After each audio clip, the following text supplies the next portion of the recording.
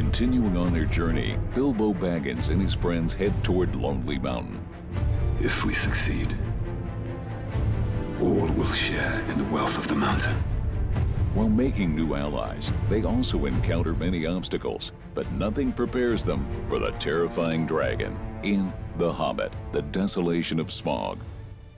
Hi, I'm Sean. I'm Aaron. And I'm Brenna. And today we're here to talk about the second installment in Peter Jackson's Hobbit Trilogy, The Desolation of Smaug. We've all just seen it. How about you start us off, Aaron? I think it's pretty clear that The Hobbit didn't need to be stretched out into 3 movies and around 8 hours of runtime. It's a 300-page story. Putting all that aside, I enjoyed this movie better than the first one, particularly because there was a darker tone. I felt like the action was better choreographed. It had a little more weight to it. That's why I liked it. I really think one of the best parts of this film is the action, the choreography, the fights. We're going to see a lot more of the really cool fighting style of the elves, and it breaks up the monotony that we had before. It's like the Two Towers for the Hobbit trilogy. It's the one that has less character development, a lot more action, and is just the one where you're waiting for the real stuff to happen in the third movie. It just seems endless. If I had to describe this movie to somebody, I would say they go to the mountain and they meet a dragon. That's all that happens in 2 hours and 41 minutes of this movie. The problem isn't that they change things from the source material. I'm a huge fan. I've read the books a million times. I can name all the dwarves. The problem isn't that they changed things or added things. That's okay. You have to do that when you adapt a book. I understand that. The problem is the things that they added and changed are unnecessary. But the source material is taken from The Hobbit, it's taken from the unfinished stories of Tolkien, and it's taken from the appendices of Lord of the Rings.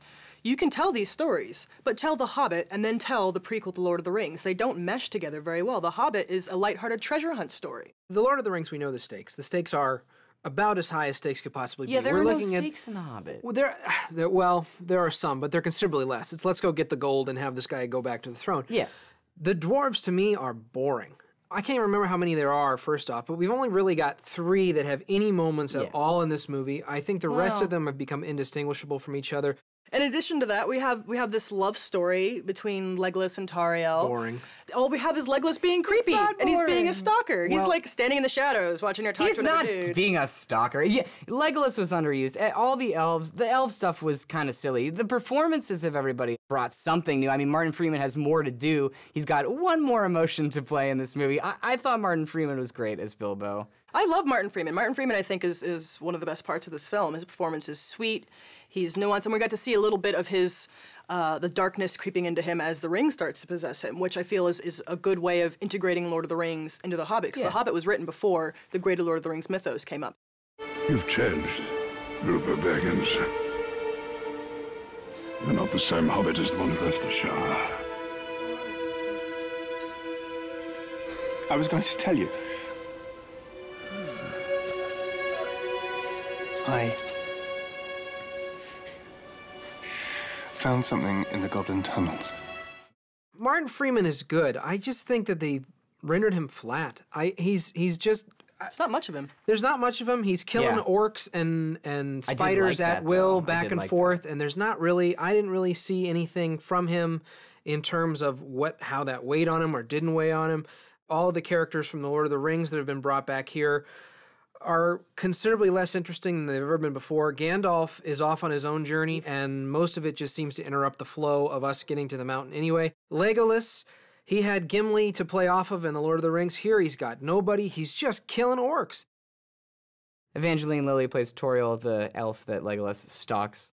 She's fine. She doesn't have much to do except go against the wishes of the guy in charge. Thranduil. Yes, played by Lee Pace. He's fantastic. He's awesome.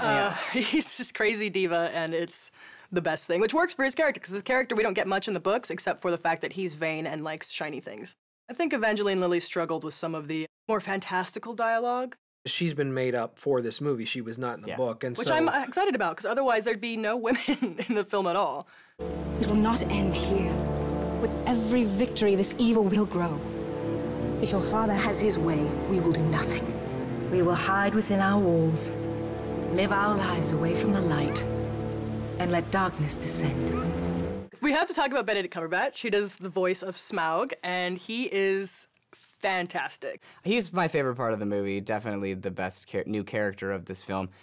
I could have sat in that chamber and listened to him talk and walk around Bilbo for an hour. course, directing here is Peter Jackson, who has now made 5 of these films, and he's got a passion for this work, clearly. He's making a 310-page book into a trilogy of movies that's going to run over 8.5 hours. Clearly, he loves this material. Maybe he loves it a little bit too much. Yeah. One of the main problems here is the tone. Is this fight over, is it going to be a dark prequel to Lord of the Rings as we find out about Sauron's origins, or is it a lighthearted children's book that The Hobbit is? And because of that, they have trouble integrating these, just like they have trouble integrating all the different storylines they've invented. It makes for a film that's too long and a film that has a tone that's too inconsistent. This Hobbit sequel is the desolation of 2 hours and 41 minutes of your life. Skip it. The Desolation of Smaug was much better than the first film, and hopefully a precursor for the final film in the trilogy. I enjoyed it thoroughly, so I say see it. The story is bloated, but the action's fantastic and the performances are great. For full effect, see it in theaters, but you can just stream it.